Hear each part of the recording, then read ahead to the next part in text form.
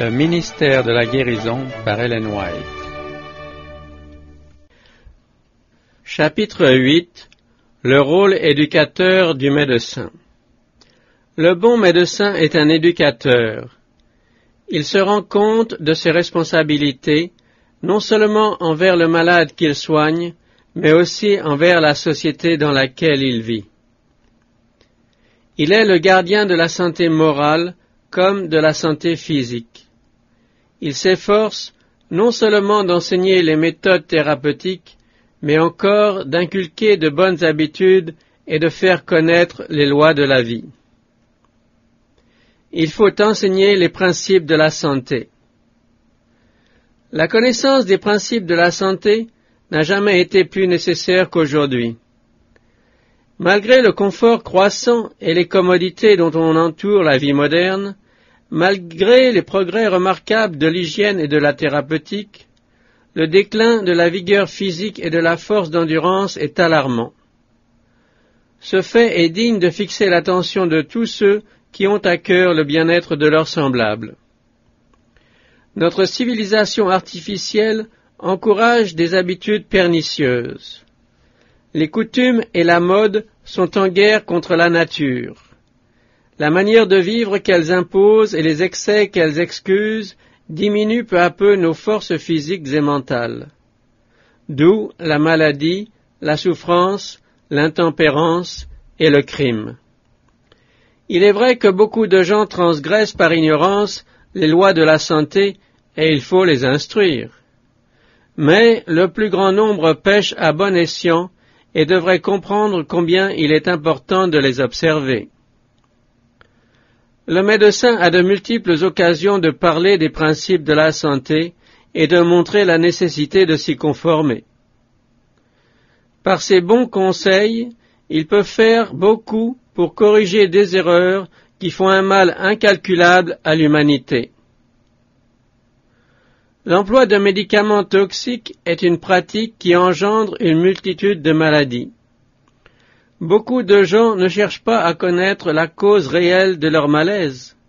Leur unique préoccupation est d'être soulagés de leur douleur et des inévitables incommodités qui en résultent.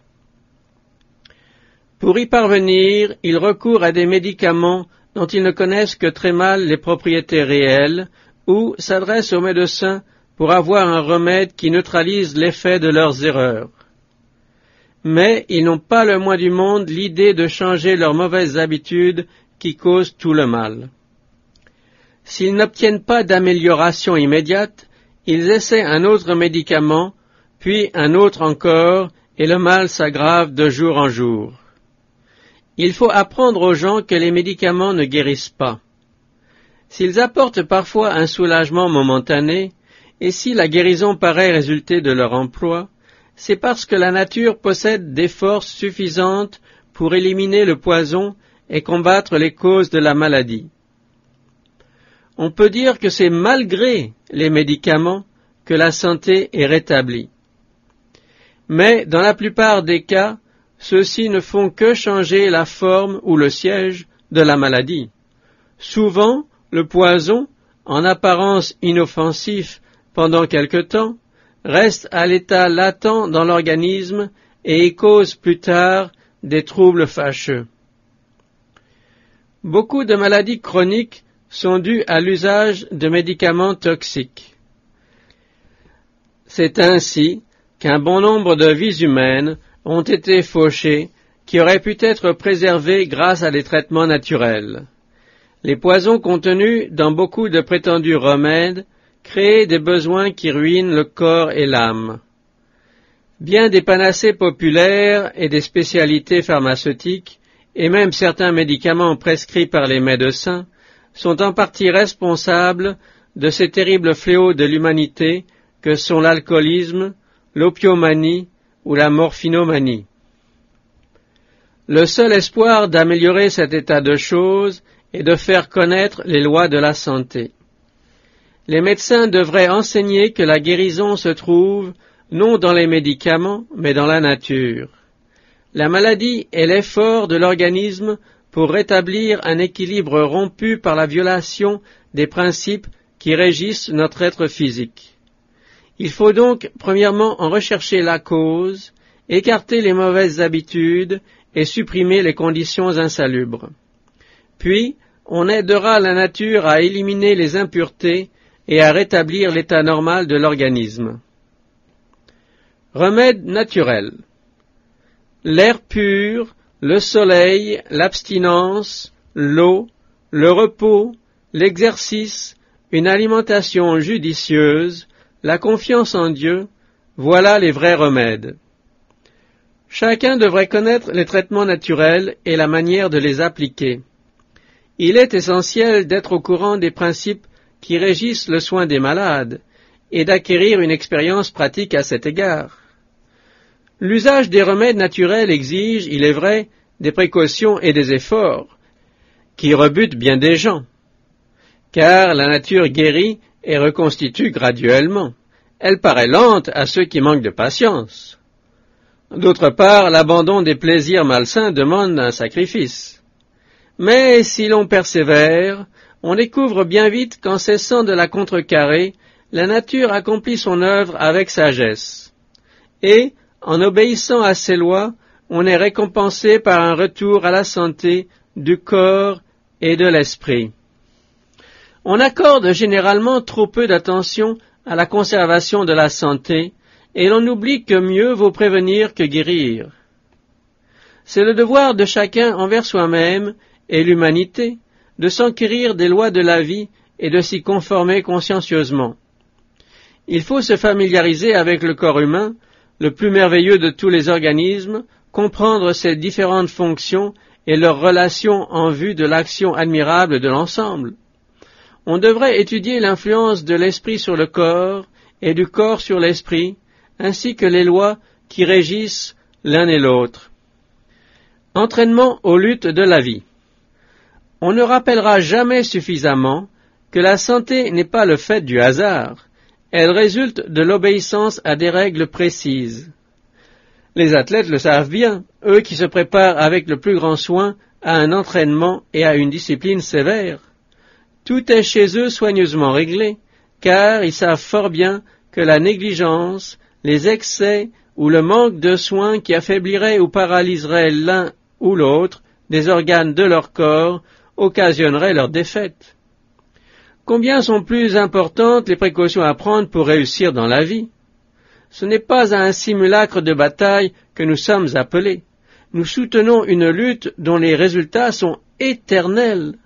Nous avons à faire face à des ennemis invisibles, aux mauvais anges qui s'efforcent de dominer chaque être humain. Tout ce qui nuit à la santé affaiblit non seulement la vigueur physique, mais aussi les énergies mentales et morales. La satisfaction des mauvais penchants rend plus difficile le discernement du bien et du mal et la résistance aux influences néfastes. Elle multiplie les risques d'échec et de défaite. Ne savez-vous pas, dit Paul, que ceux qui courent dans le stade courent tous, mais qu'un seul remporte le prix? Dans la lutte où nous sommes engagés, la victoire est acquise à tous ceux qui se soumettent implicitement aux principes divins. Mais, trop souvent, l'application de ces principes aux détails de la vie est considérée comme secondaire ou indigne d'attention. Cependant, si l'on envisage l'enjeu de la lutte, rien ne paraîtra négligeable. Tous nos actes ont leur importance, soit pour la victoire, soit pour la défaite. Courez, ajoute Paul, de manière à remporter le prix. Ce fut la gourmandise qui fit perdre le jardin d'Éden à nos premiers parents. Pour le reconquérir, la tempérance en toutes choses a plus d'importance qu'on ne le pense généralement. Faisant allusion aux privations de ceux qui participaient aux jeux grecs d'antan, l'apôtre Paul écrit « Tous ceux qui combattent s'imposent toute espèce d'abstinence, et ils le font pour obtenir une couronne corruptible. Mais nous, faisons-le pour une couronne incorruptible. Moi donc, je cours, non pas comme à l'aventure, je frappe, non pas comme battant l'air, mais je traite durement mon corps, et je le tiens assujetti, de peur d'être moi-même rejeté, après avoir prêché aux autres. Pour réussir, Une réforme doit avoir comme point de départ la perception nette d'une vérité fondamentale. S'il faut se méfier d'une philosophie étroite ou d'une froide orthodoxie, le libéralisme large et blasé présente un danger beaucoup plus grand. Le fondement de toute réforme durable, c'est la loi divine. Chacun doit comprendre la nécessité d'obéir à celle-ci. Que ces principes, aussi éternels et absolus que Dieu lui-même, soient connus de tous. L'un des plus déplorables effets du péché originel fut de faire perdre à l'homme la maîtrise de soi-même. On ne peut progresser réellement que si cette maîtrise est reconquise. Le corps est le seul intermédiaire pour élever l'âme et former le caractère. De là, les tentations de l'adversaire des âmes pour affaiblir et dégrader nos forces physiques. Son succès dans ce domaine lui assure la possession de notre être tout entier. Si une puissance supérieure ne maîtrise nos penchants, il causera sûrement notre perte. Le corps doit être contrôlé par les plus nobles énergies de notre être. Soumise à Dieu, notre volonté maîtrisera nos passions, la raison sanctifiée par la grâce divine dirigera notre vie.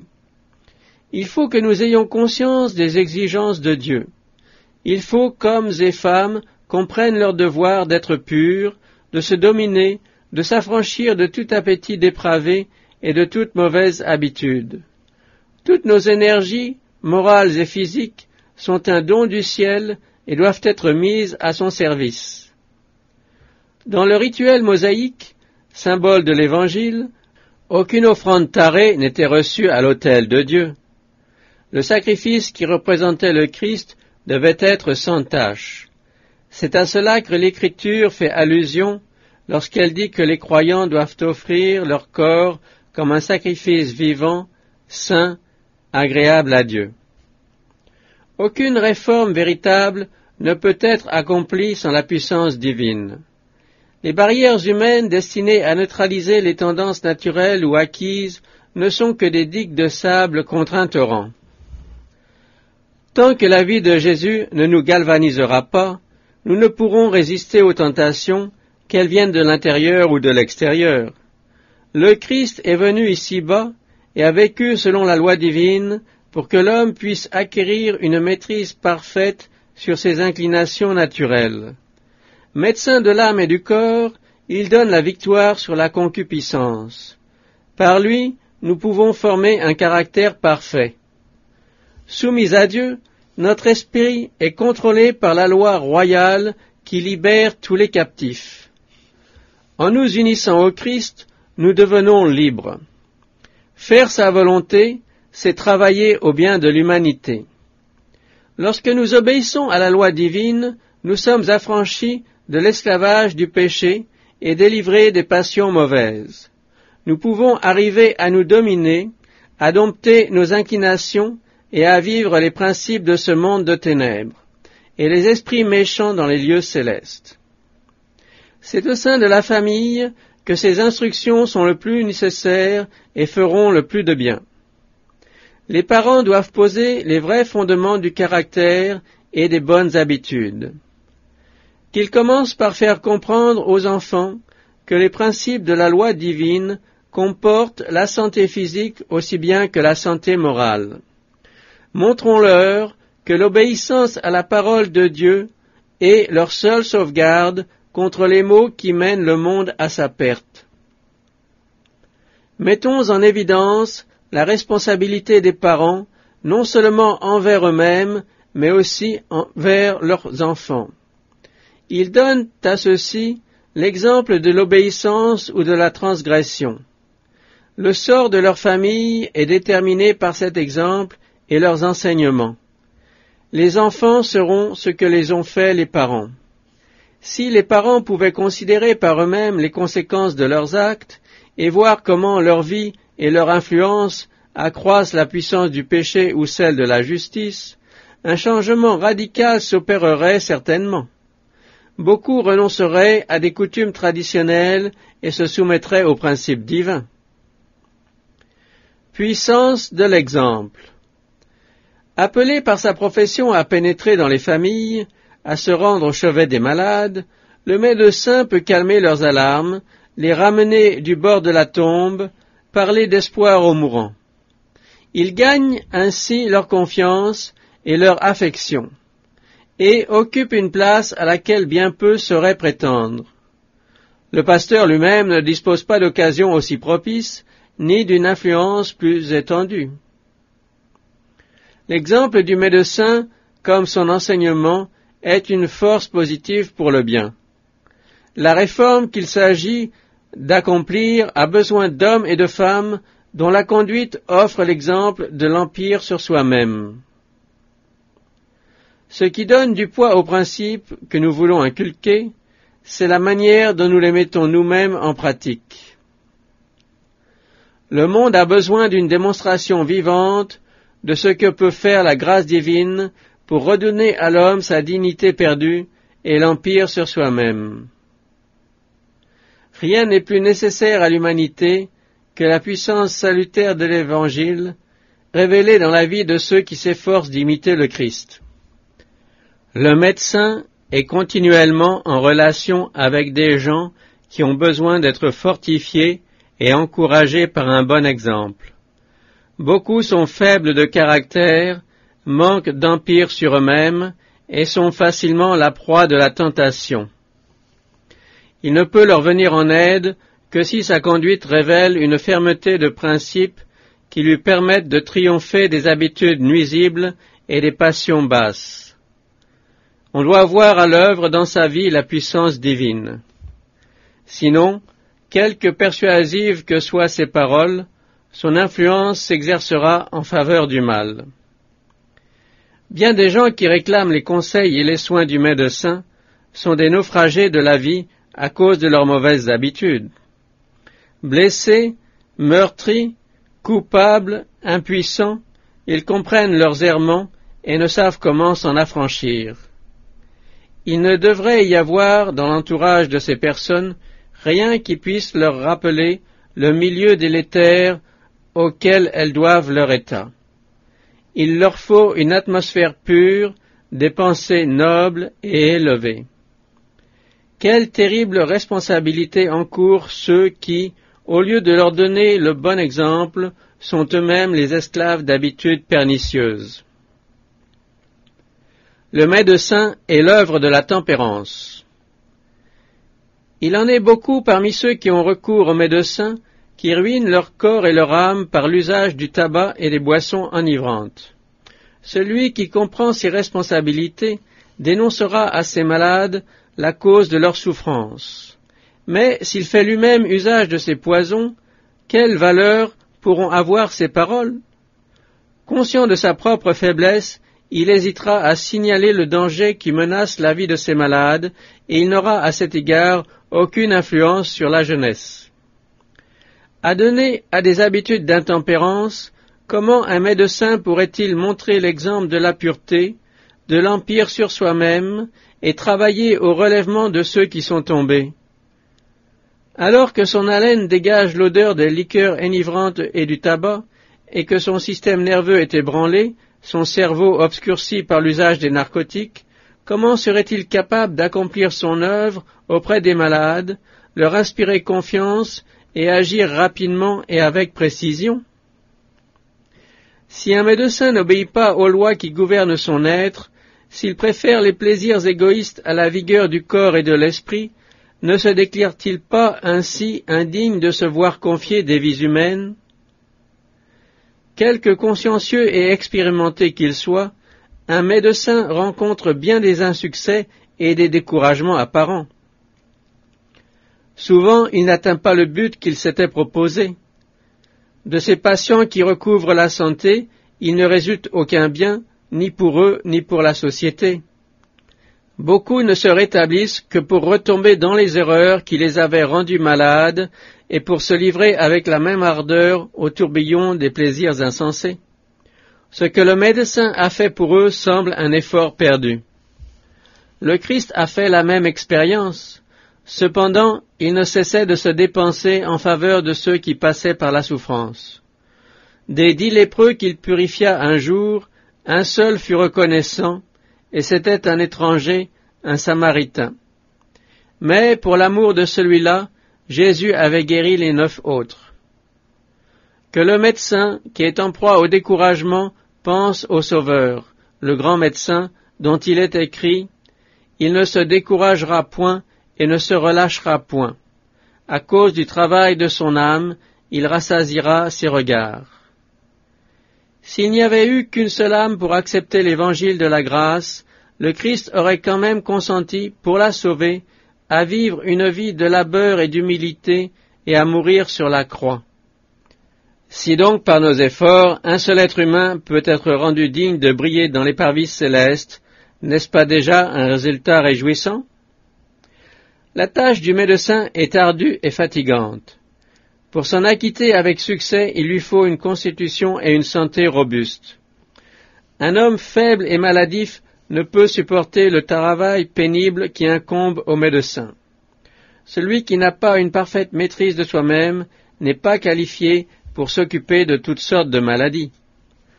Souvent troublé dans son sommeil, obligé parfois de négliger ses repas, privé dans une large mesure des distractions sociales et des privilèges religieux, le médecin paraît astreint à un genre de vie lugubre et monotone.